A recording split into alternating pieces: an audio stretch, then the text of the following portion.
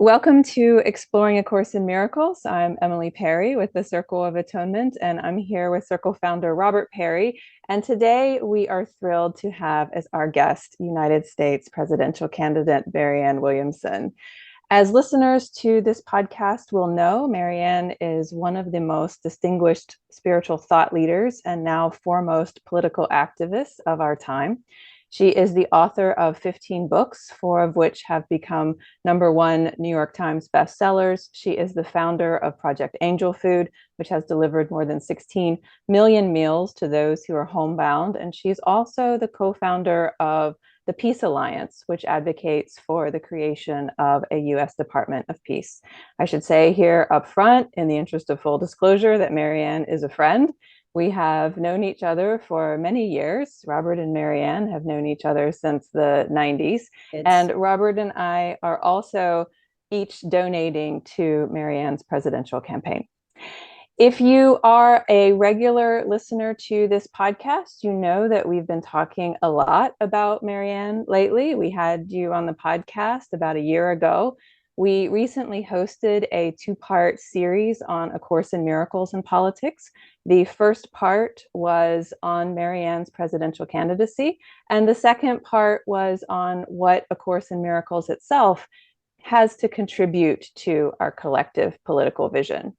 And while today's discussion won't be centered around the course exclusively, we are hoping that this conversation will be helpful to anyone who is curious about how Marianne's candidacy intersects with the course and with spirituality in general.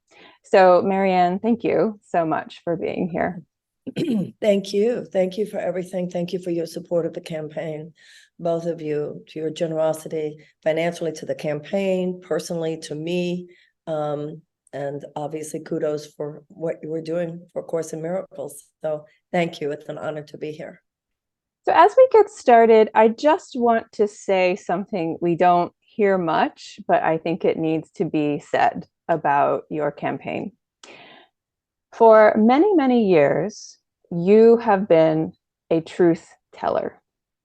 And I don't just say this because I'm your friend. I think anyone who is paying attention can see it.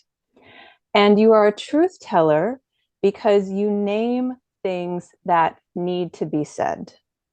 Dating back to the 90s with your book, Healing the Soul of America, and no doubt before, you have been saying to this country and to some extent to the world, there is an iceberg ahead. You were saying to the spiritual community decades ago that spiritual self-awareness is becoming a preoccupation with the self. Check. You were saying it's impossible to hide in the aisles of Whole Foods, thinking that amoral agri-policies are not going to affect you there. Check. And you were saying that if America doesn't meaningfully atone to and support the Black communities that it has so systematically held back, there will be some sort of an eruption. Check. And here we are, 26 years later, and all of that cancer that you caught at stage 1 is now at stage 4. And so we can talk about all of those things, and I think we should. But my point here is that I think that you've got a new diagnosis that everyone, Democrats in particular, should be paying attention to. And it's this. So often, measures being taken by those who purport to stand for progressive reform are actually performative. If those who are in power really cared about raising the minimum wage, the parliamentarian of all people could not be able to block it. If they really cared about the Equal Rights Amendment for women, then the power of the presidency itself could be used to advance it. If they really cared about the environment, why fund the Willow Project? And if they really cared about Black Lives Matter, where is the police reform? And so what you are saying right now, and I think everyone needs to hear it, is watch as the left hand distracts you with what seems like progress, while the right hand keeps the status quo in place. Is it really progressive or is it performative? Is a question that you continue to raise. And it's something that I think we should all be paying attention to. So thank you for that. Obviously, I agree with you. I think that incremental change, change that isn't even change, but as you've just said, is performative. The hour is too late for any of that. As you said, we're already at stage 4 cancer. We are no longer at a point where we can indulge complacency or where we can indulge disconnection or dissociation from what's happening. Not if we care about our children, not if we care about our grandchildren or the future habitability of the planet, not if we care about our democracy. Now, the good news is, I think there are a lot of people who agree with that. When I was saying, as you said, I've been saying a lot of these things for a long time. And I used to get a pushback based on the idea that that's going too far. It's not that bad. Those are radical solutions. We can't change things that fast. We have to take baby steps.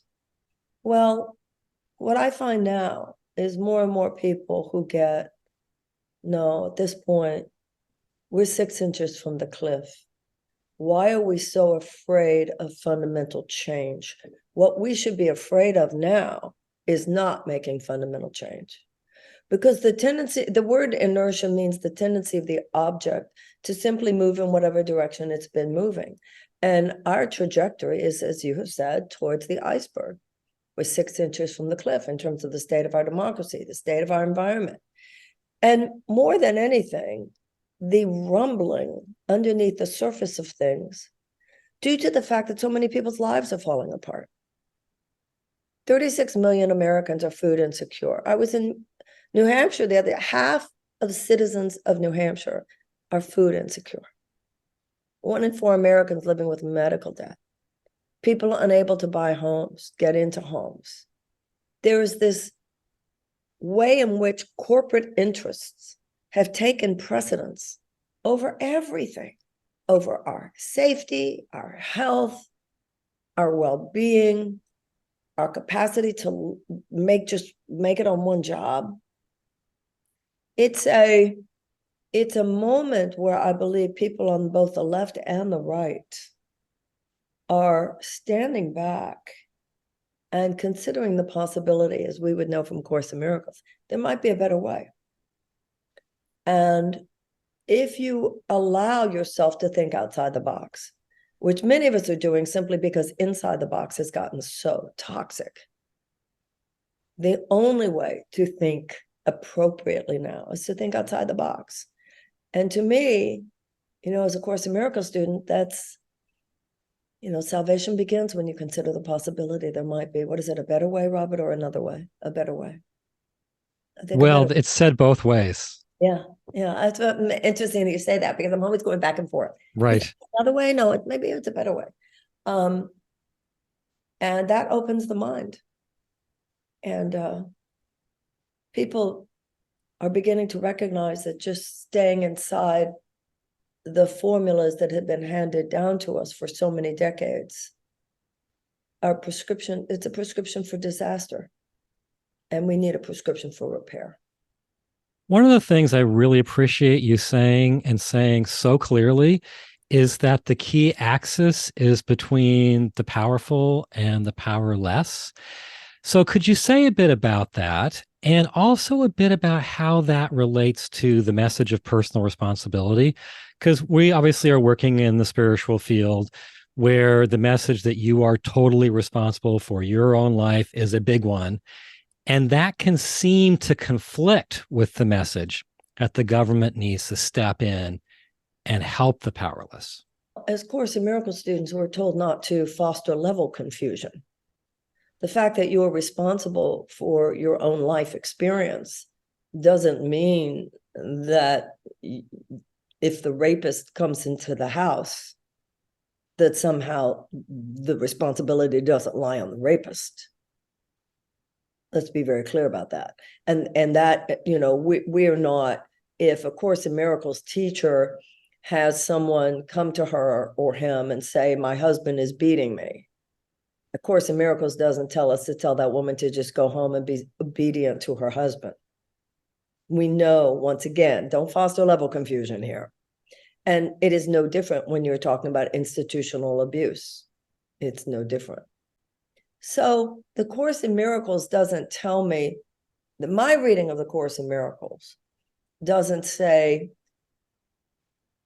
minimize or in any way ignore institutional forms of injustice. It's saying God will send his teachers into every area of lovelessness, and that is just something for us to heal. I mean, to me, that's the whole point of the plan of teachers of God. The plan of the teachers of God in the Course in Miracles is not saying nothing's wrong. I mean, that on one hand, let all things be exactly as they are. You have to first accept things. But the whole point of the plan of the teachers of God is that there's all this lovelessness on the planet, and that's why we're sent there. I mean, isn't that right? Yeah. Go ahead. Go ahead. Go ahead. The question's really aimed at the listener who's a Course in Miracles student who's thinking, why should I be involved in politics? We addressed this in the conversation that we had with you over a year ago, Marianne, but you're probably sensing this in your own work out there in the world, that there is a pushback in the spiritual space of there is no world, it's an illusion, there's nobody out there to save, and all I need to do is be involved in what's happening in my own mind. And we have been speaking out against It's not that. what the Course says. Excuse me, that's not what the Course says. Yeah. That is not what the Course says. Now, you and I, Robert and I, we can go through little things about says this, but that is just not what the Course says. He says, I need your hands, I need your feet. Voice, yeah. Wake up every morning. Where would you have me go? What would you have me do? What would you have me say and to whom? There's all this selective reading. The Course in Miracles community has all these people who selectively read it, just like there are the conservative Christians who selectively read the Bible. What you just said is not what the Course says. The Course in Miracles says it is not real. It is an illusion. It doesn't say ignore it. It says it is an illusion. That's different. But you are supposed to go, God sends his teachers into the illusion. Yes, it's a dream. The Course in Miracles is a dream. Forgiveness is an illusion, but it's an illusion that leads us beyond the illusion. So what the Course in Miracles says is we are sent by God into the illusion to be the presence of the alternative. So wherever we go, we are to know that it's an illusion, and it's not about ignoring it. It's the opposite of ignoring it. It's denying it. That's different. Positive denial. It is saying, I deny your power over you because I realize you're not real. That's what this all said. If I just ignore it, that's like saying, if I just ignore my cancer, it'll get better. Maybe yes, maybe no. It's about standing in the space of that, whether it's political or anything else, knowing God's truth, and in the presence of that knowledge of what is real here, that which is unreal is robbed of its power. Along that line of standing for the alternative, we obviously live in a world right now that has become captured to a large degree by hatred, an ideology of hate. And it's completely tearing us apart. And I like what you're saying recently about, look, these problems have been around forever. It's just our turn to deal with them. And as a spiritual teacher, you know that anything that isn't rooted in love can't be truly spiritual. And so it seems that once again, this is a time where spiritual tools can be harnessed for collective good. And I'm thinking in particular, and I'll get to the question in a second, but I'm thinking in particular of Martin Luther King and how he used his background as a Baptist preacher to inform a nonviolent resistance movement. And in fact, if you look at the pledge cards for the civil rights movement, the very first principle was meditate daily on the life and the teachings of Jesus Christ. And so the nonviolent teachings of Jesus Christ. And so I'm wondering how you feel that your background as a course teacher in particular has prepared you for this time. The Course in Miracles, it is deeply essential to what I'm doing, but not so much in terms of the past as in terms of the present. I don't think there's ever been a time when my need for those morning meditations was greater. Because the past is the teaching that, okay, if it's not love, it's not real. And stay above the turbulence of the world and live in faith of a world that lies beyond this world. There is a world I want. Extend your perceptions beyond what your physical eyes can see. I thought I was like, okay, I'm pretty intermediate on that. The temptation when you're running for president is so great. You are exposed to things that you don't even like to think exist. It's worse than corrupt. You see that you're in the middle of a racket. It's really something. And they're coming at you if you try to challenge it. And both from the outside and also from the inside because of the temptation to think it's real. So the way the Course informs me right now is less on what I learned to make me want to run, which is kind of obvious to me in all the ways we've talked about. The teacher of God is sent wherever the Holy Spirit sends you, and all that stuff that we kind of have discussed and that we know. For me now, it's how am I going to forgive that person? And you're sort of answering this already, but obviously you've taken some hits in the press over treatment of staff, and we know you're a good person, and we've heard you speak to this before.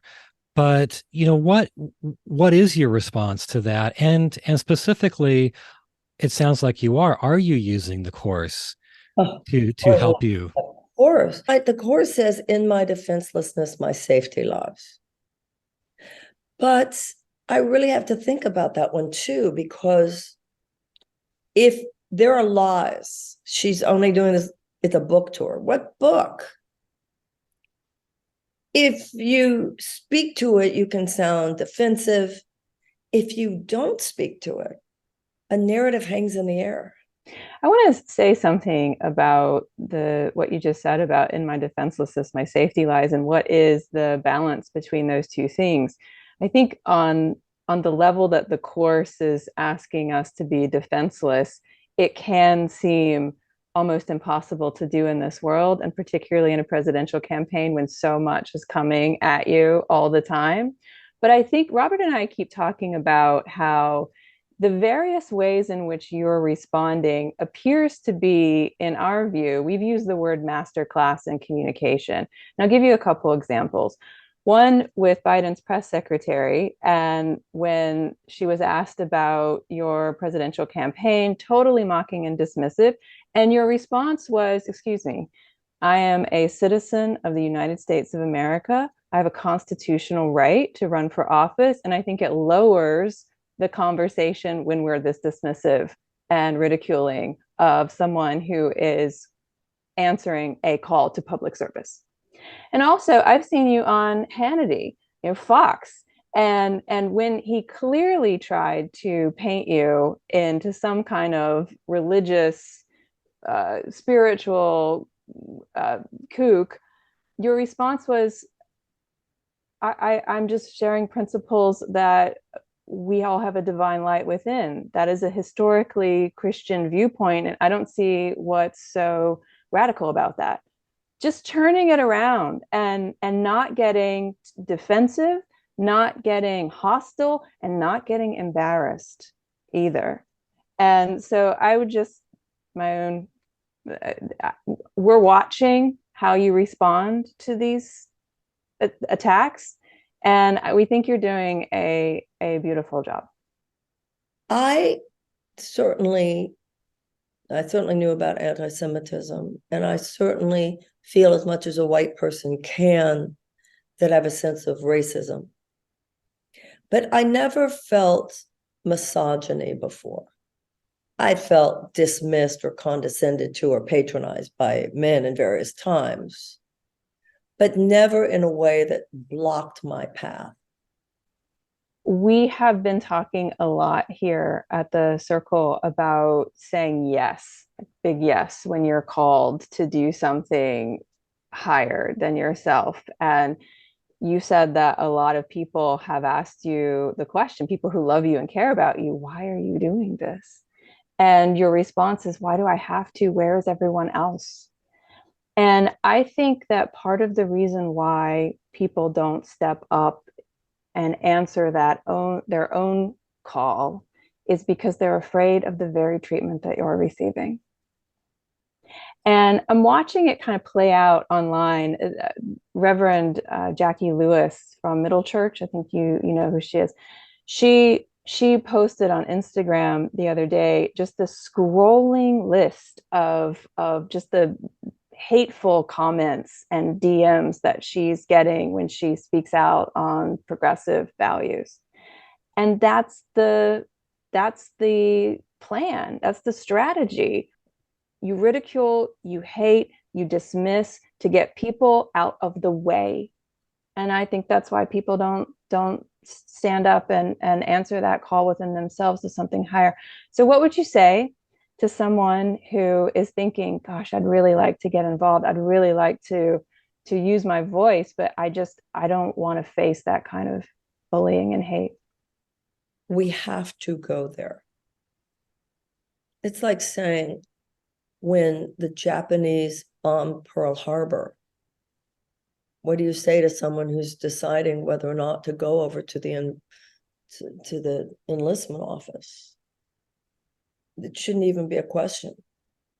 We all have to show up now.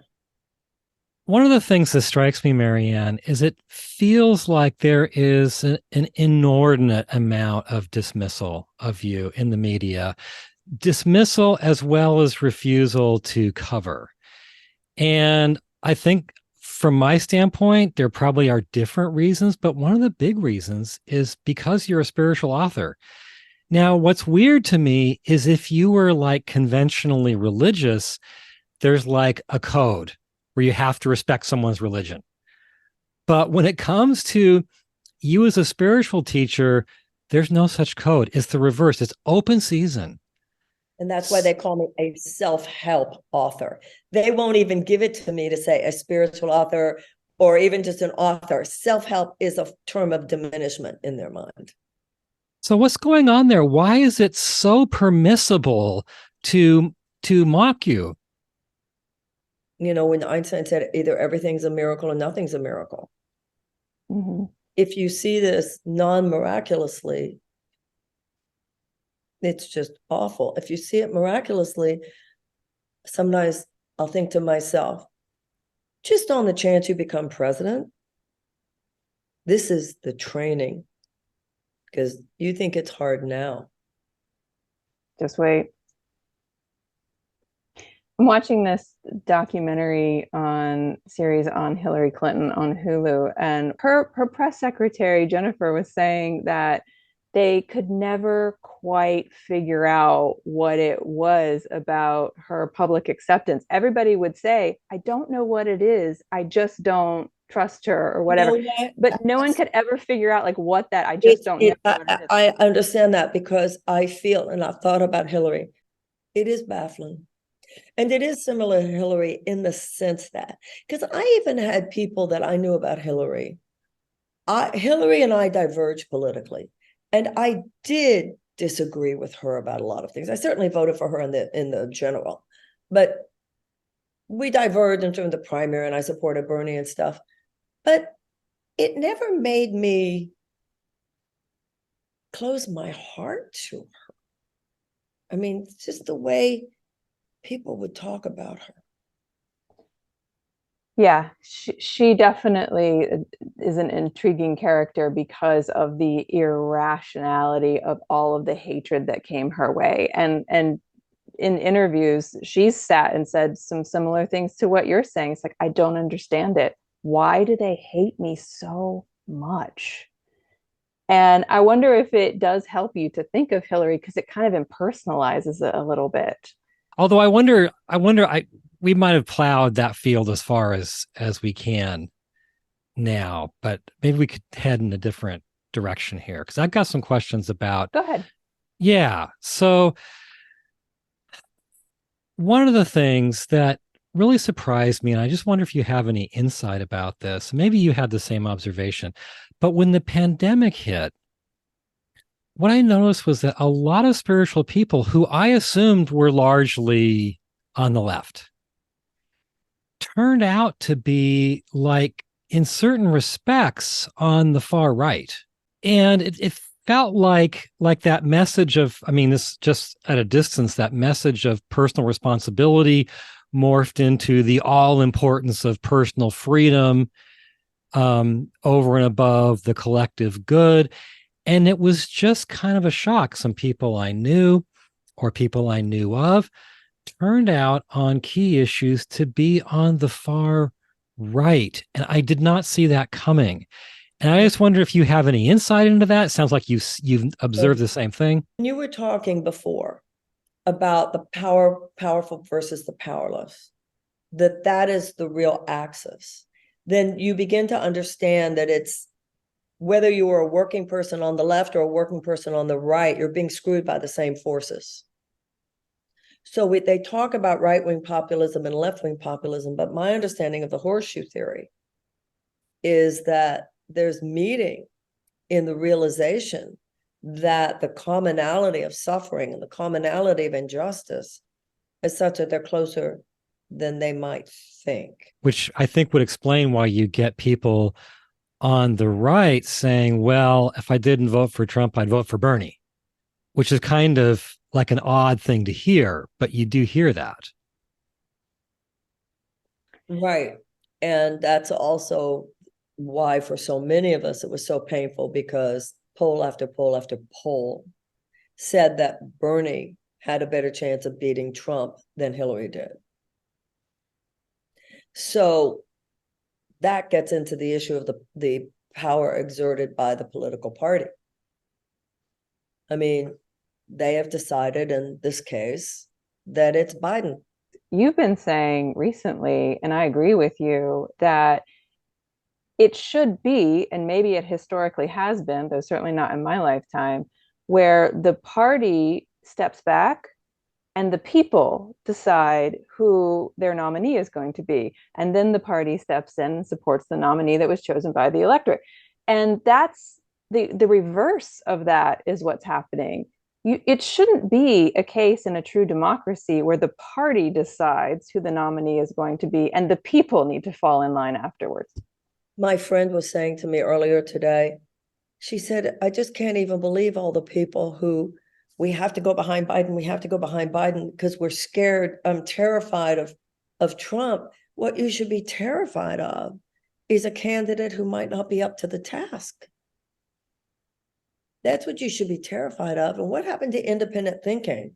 And what happened to the fact that, well, this is a primary, we're just expressing our views. This idea that if we have a lot of voices, that's going to weaken us in the general. In 2016, there were a lot of Republicans, and the Republicans still won.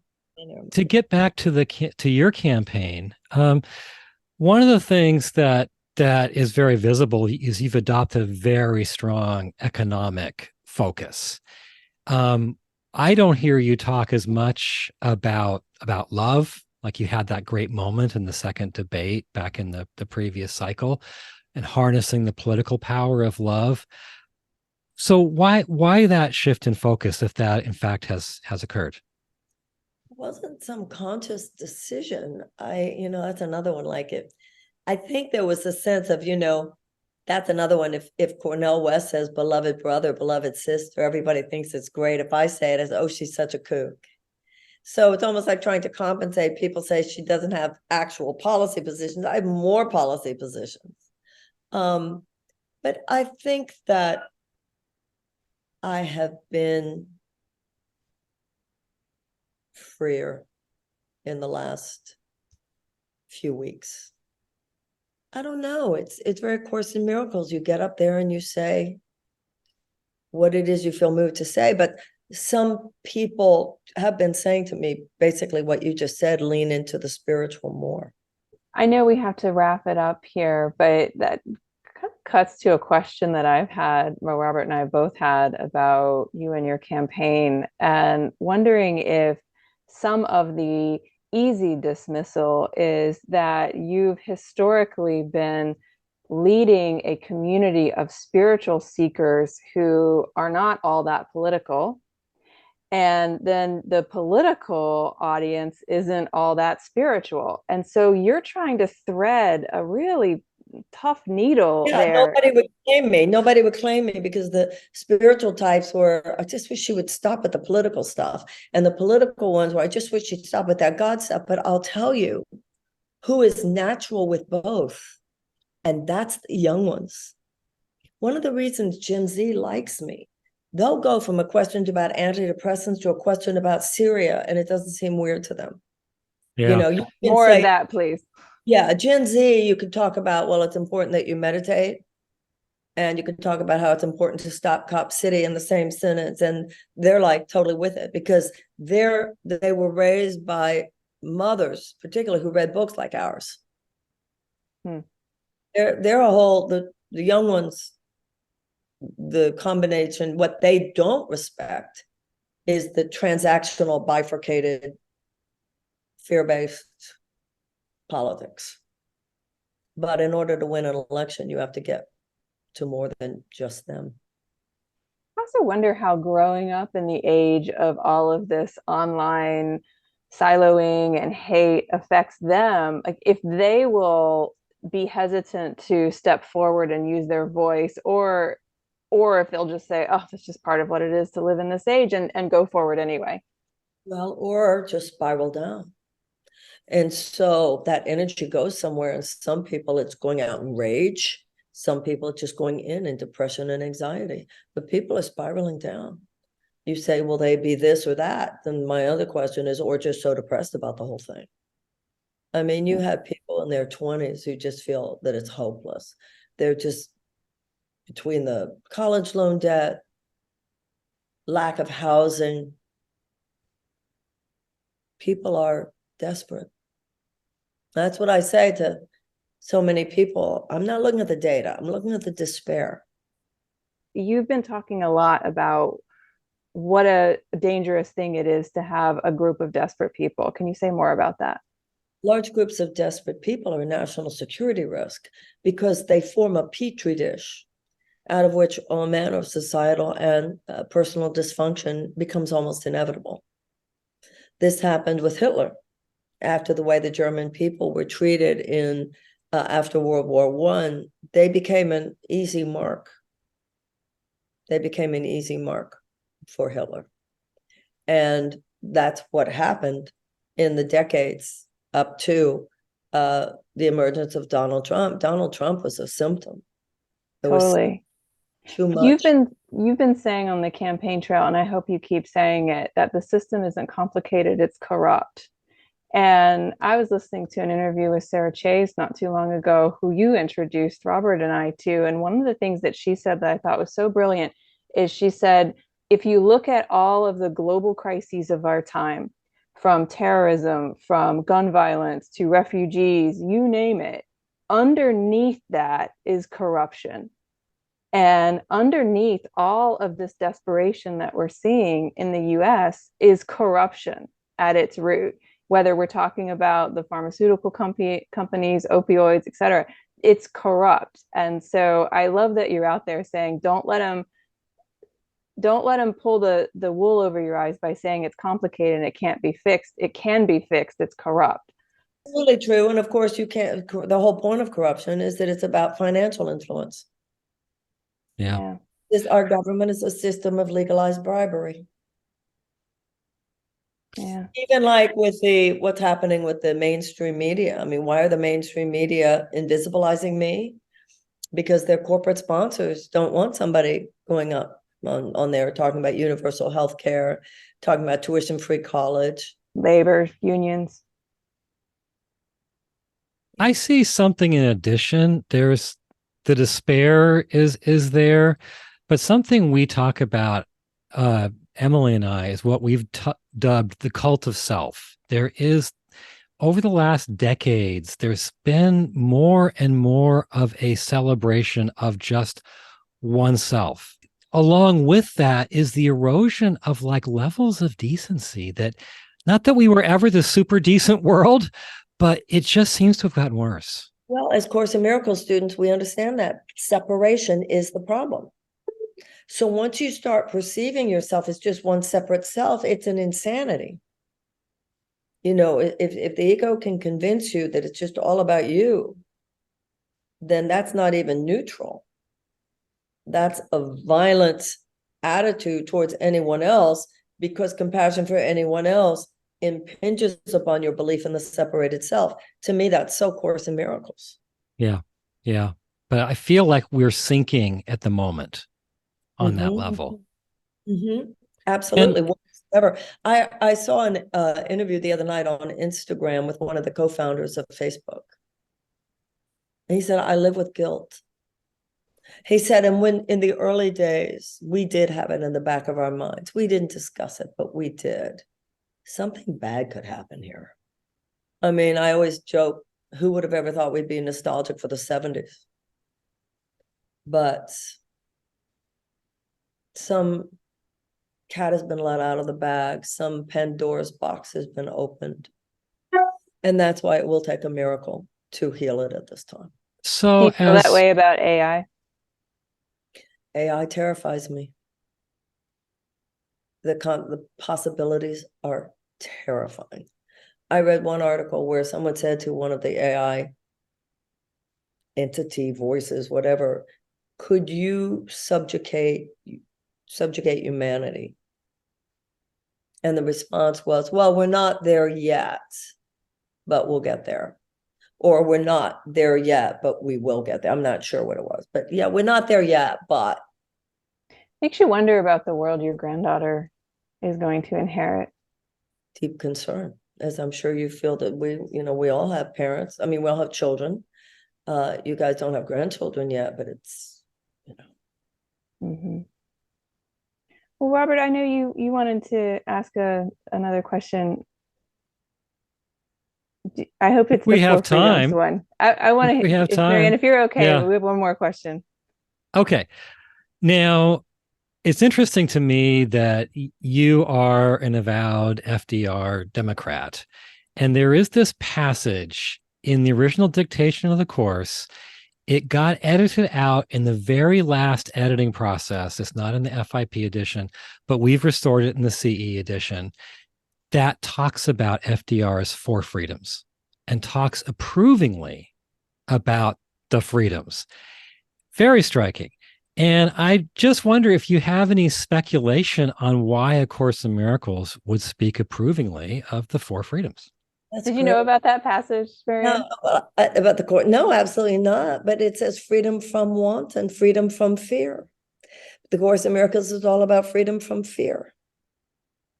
You know, if you look at his personal story and the level of suffering, he had to have cracked open on such a level.